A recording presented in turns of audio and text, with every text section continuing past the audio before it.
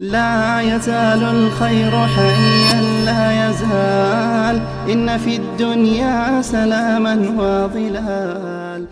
Prophet ﷺ went past something which looked like it was like an oven. This was like an oven, and it was very narrow from the top but very wide inside. So when he peeked inside, when he looked inside, he found that there were a number of naked men and women, and underneath them there was a fire which would just flare up, and it would take them, it would rocket them up until they nearly flew out, and they'll be screaming. And the Prophet ﷺ, when he described these individuals, what did he say about them? These are the male and female people who do zina, who fornicate or commit adultery. And then he came across another two men. One man, there was like a big pool, and there was a man at the bank. The individual who was in the middle, there was one man who was swimming, and there was one man on the shore, like on the bank. So the individual who was swimming, what he would do is he would come towards the man in the bank trying to escape from the pool. Every time he tries to escape, then that man, he tosses a stone inside it, and that prevents him from going, and then he goes back to the middle again.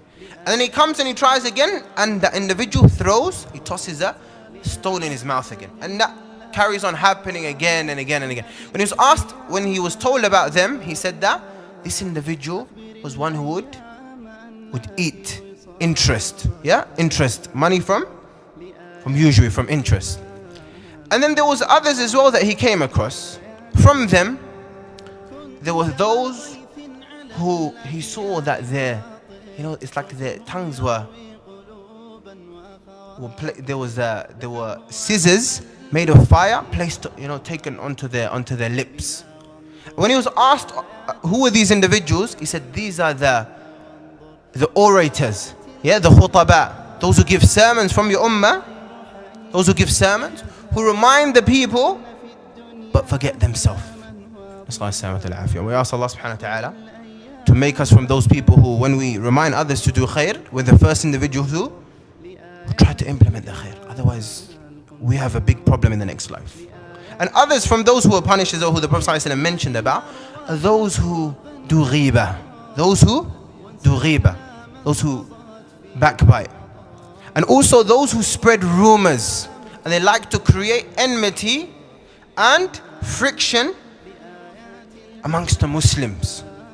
Those who like to create enmity. They'll tell this person, this person said so. They'll come to Muhammad and they'll say, maybe it's a relative, maybe a friend or some other person. This guy speaks ill of you. And he's come to this person, say, this guy speaks ill of you, to create enmity and grudges between people. This is a type of namima.